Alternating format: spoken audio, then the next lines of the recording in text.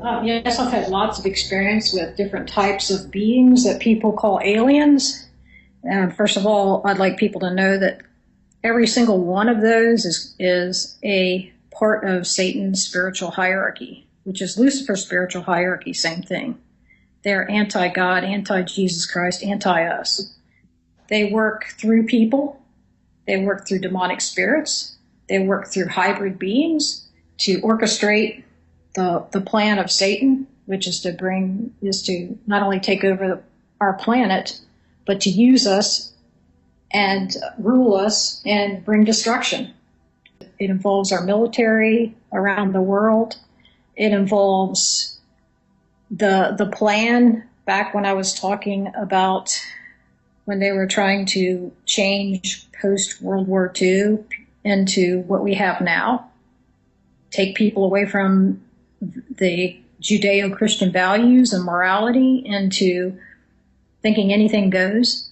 And actually, the goal is to be in agreement with Satan and what Satan wants, even though many people don't believe in Satan, but they're still in agreement with what Satan wants. Satan needs to use people in order to get stuff done because humans have dominion and authority that those beings do not have. It's a spiritual law. That's why they use us. One of the attack plans to get going on changing people's outlook on the Bible and to get people more in line with Satan's plan was, number one, they were going to do several things at once. One was to increase UFO phenomena.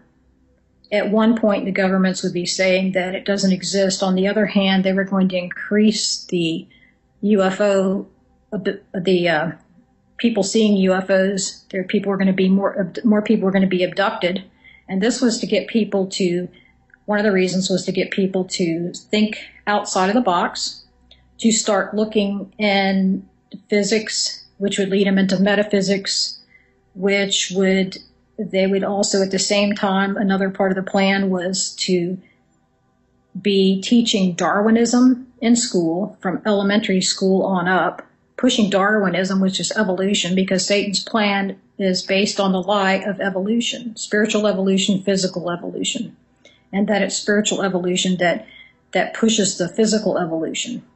That's a lie, but that's what Satan's plan is. That's such a diabolical lie. So the part is, if they're introducing the UFO phenomena and also the thought that there's highly evolved beings that have technology that we don't have, that some of them are going to talk to us and show us the way, then it's going to take us away from the Bible. It's going to get us to follow them. So at the same time, church infiltration. It's also to send in the people like what my mother was doing and to get people to buy into the metaphysics. It's to tell people that they're more highly evolved, that they can understand better the higher teachings. They aren't higher teachings. They're lies. Okay, so if you want to study physics. But the fact is that the metaphysics that are being pushed are, and through churches, are from the pit of hell, so to speak. They're from Satan himself. And that is part of the plan to get people away from Jesus Christ and the truth, who is Jesus Christ.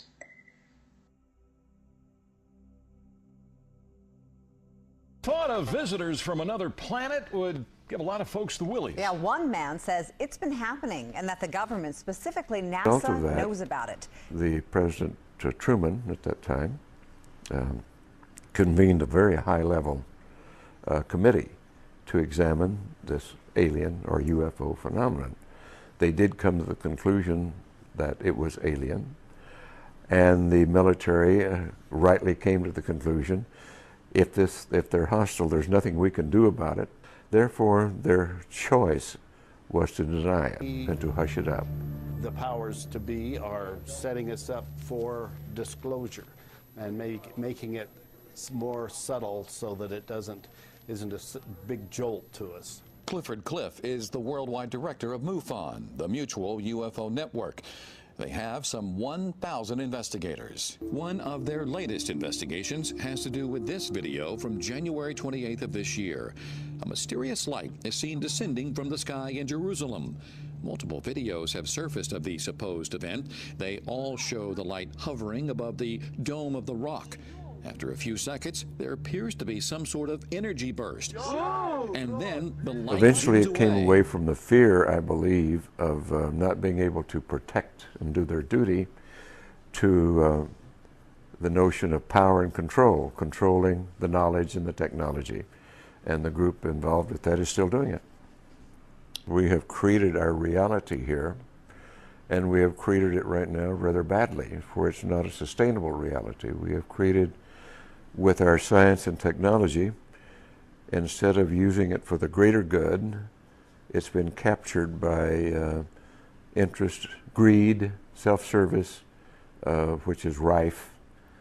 And instead of using it, all of our technology and our brilliance and genius for greater good, we use it for self-service. And that's not going to work. They do have a significant amount of information about the UFO phenomenon and ETs that they have not disclosed that are still there. Some of the astronauts have come forward now and are indicating that they have seen and witnessed things that were beyond Small their saucer explanation. flew overhead and put down some landing gear and landed out on the dry lake bed, only about 50 yards But if an out. extraterrestrial intelligence is already visiting Earth, how long have they been here? What does the military really know about aliens? There's just no question but that information on this topic has been kept from the public.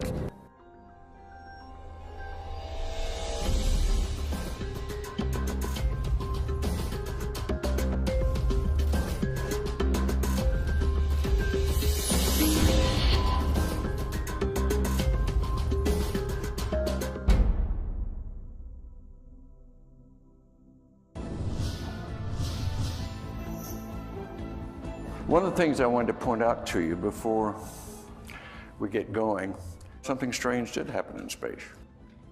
It was the opportunity to see the universe and see the world from a different perspective. They say travel broadens. Getting on a mountaintop broadens, it gives you a different point of view. Well, being able to look at Earth from an ET perspective was pretty wow. Let me tell you a little bit about it because it did get this whole thing started with me. It was the peak experience, the eureka experience, an epiphany that made me realize I had to change the way I was thinking.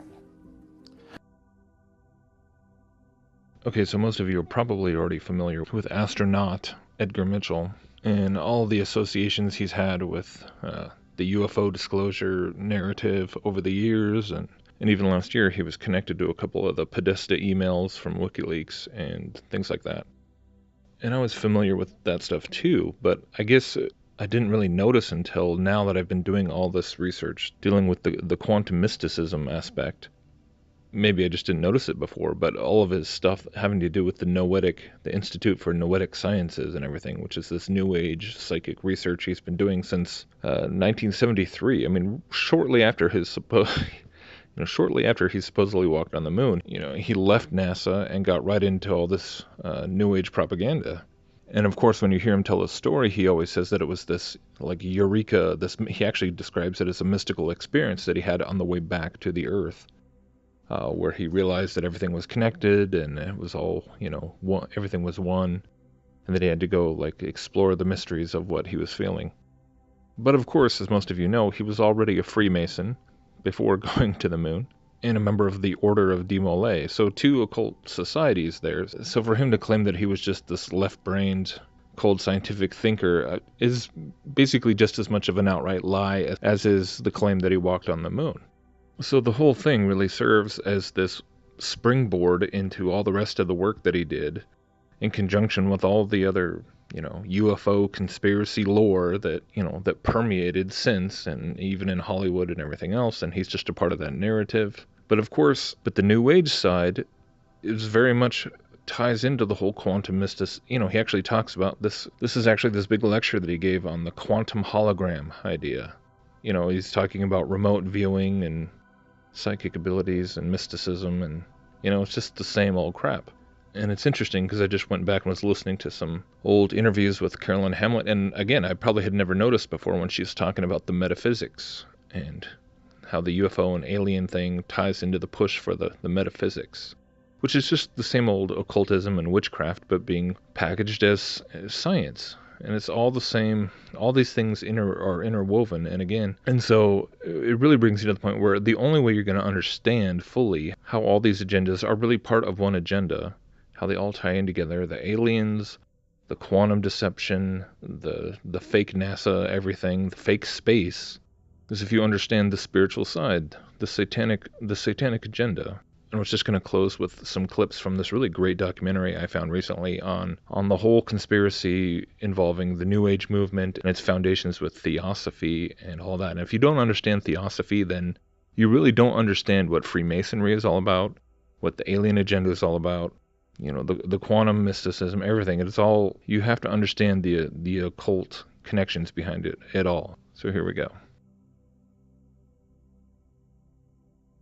The founding of the New Age movement can be traced right back to the 19th century through Theosophy.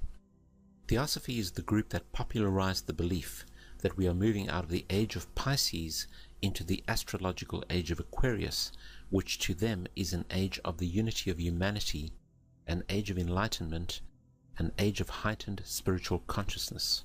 Now, Blavatsky's influence came from her writings. Her first book was entitled Isis Unveiled, and was published in 1877. She then started a magazine called Lucifer Magazine.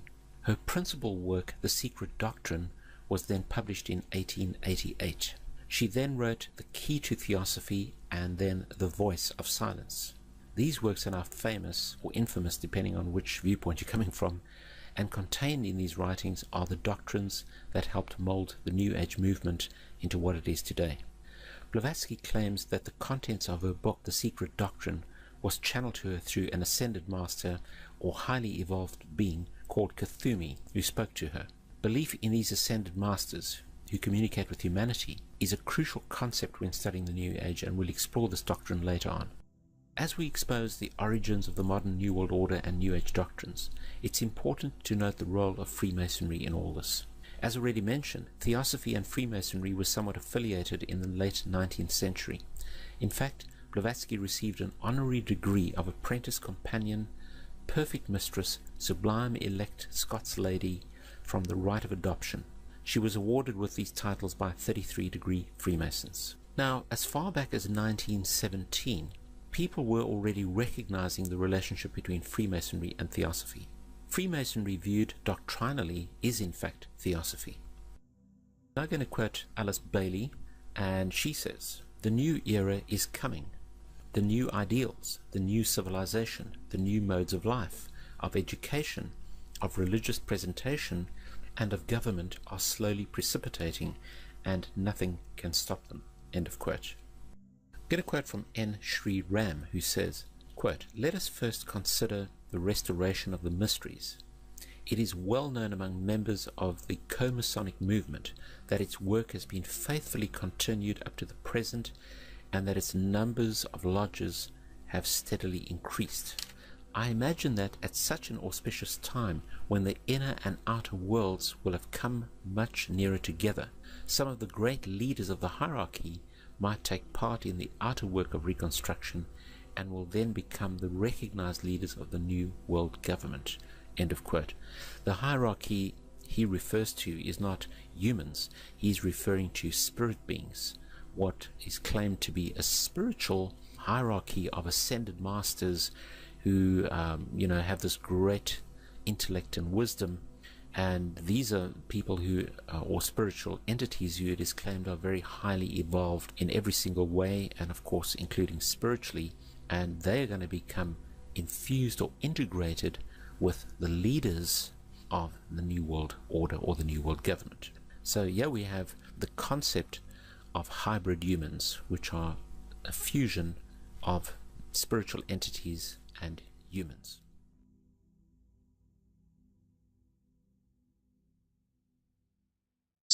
They work through hybrid beings to orchestrate the plan of Satan, which is to not only take over our planet, but to use us and rule us and bring destruction. It involves our military around the world. It involves the plan back when I was talking about when they were trying to change post-World War II into what we have now, take people away from